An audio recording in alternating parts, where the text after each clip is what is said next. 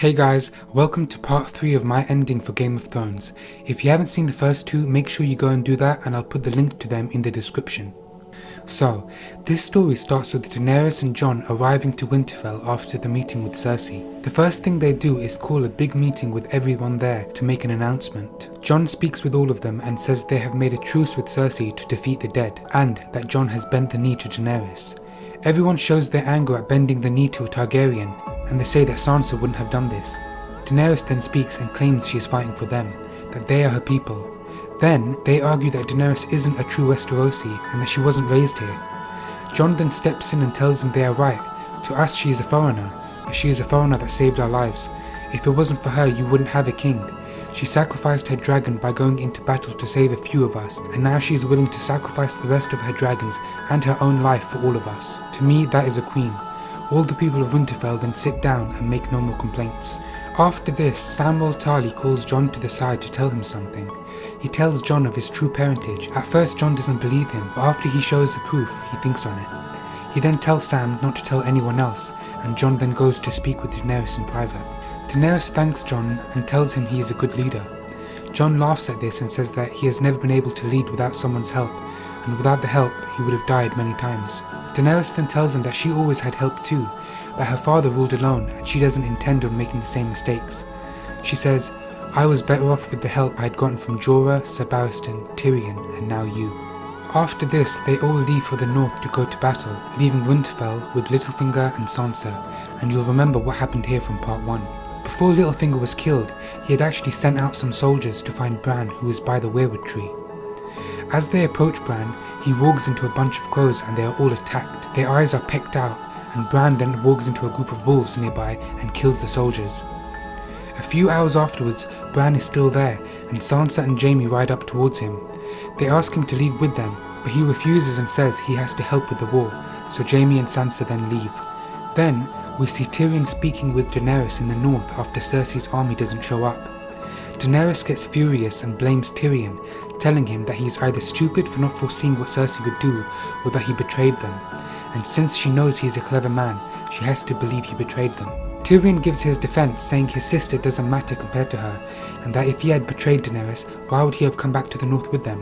Daenerys doesn't have an answer and just tells him to leave and go back, so Tyrion rides away. Then the army of the dead arrives, and the battle from part 2 begins. The Hound, Tormund, and Grey Worm are all killed in the fight. Jon and Daenerys try to find the Night King to end it all, but they don't see him anywhere. Drogon then pulls away from the battle and flies away. Jon sees this and follows Daenerys, thinking she's found the Night King. They are forced to leave the soldiers behind, and Arya, Samwell Tarly and others fight for their lives. We then see that it is Bran who has walked into Drogon and forced him to return to Winterfell. We see Bran at the weirwood tree, and we hear the flaps of a dragon's wings. Bran looks up for a second, and it is the Night King on his ice dragon. Just as the Night King flies down to kill Bran, Drogon appears and pushes the ice dragon away. Daenerys is still on top of Drogon, but the Night King is knocked over. Drogon and the ice dragon continue to fight as they fly towards the castles of Winterfell. Daenerys clings to Drogon for her life. The two dragons crash into the castles, and many of the people there are either crushed or burnt in the Battle of the Dragons. The Night King then gets up to kill Bran.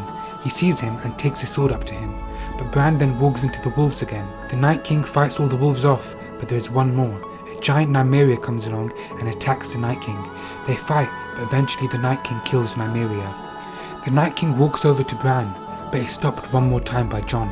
Jon and the Night King then fight, but Jon is pushed back, and the Night King runs after Bran and stabs him through the chest. Meanwhile, over at the north, Arya, Sam and some of the others survive as best they can, with Rhaegal being their only real strength. But suddenly a few of the other White Walkers appear and throw their spears and kill Rhaegal. Rhaegal then falls down right in between the living and the dead. Arya and Sam and the others then run into the woods back to Winterfell in their only chance to survive. A few of them get horses, but Arya and Sam are left to run through the woods with an army of whites chasing them. Back at Winterfell, Drogon and the Ice Dragon still fight. Daenerys holds on with some of her clothes burnt off from the flames. The Ice Dragon then knocks Drogon into a tower that comes crashing down. Drogon is left on the floor with Daenerys next to him. The Ice Dragon then walks up to the two of them and breathes the blue flames. Drogon screeches and Daenerys, who is covered in the fire, screams in pain. Then, at the weirwood tree, Jon sees his brother with blood pouring out of his mouth and runs at the Night King in anger.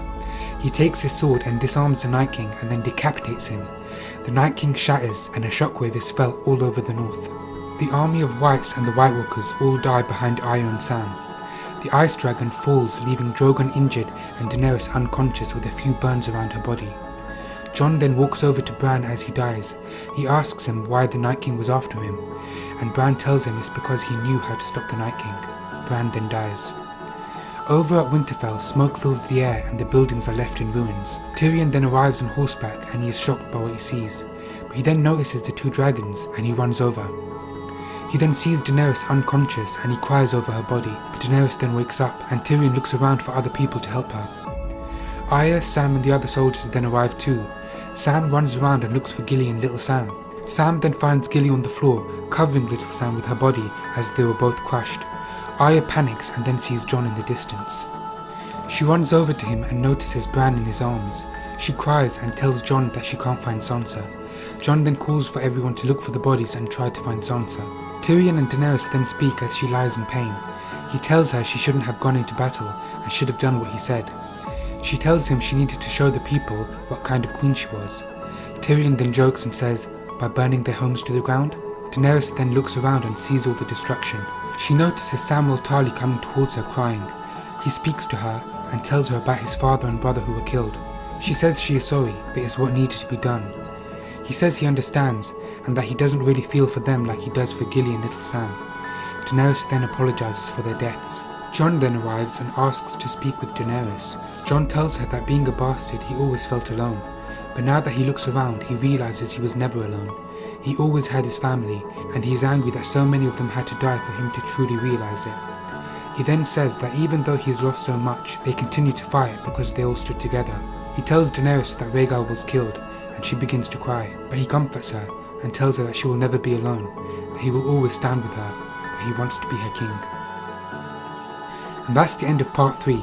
If you like the way things turned out, make sure to share the video with someone else who will like it, and stay tuned for part 4, which will be the final part of my ending for Game of Thrones.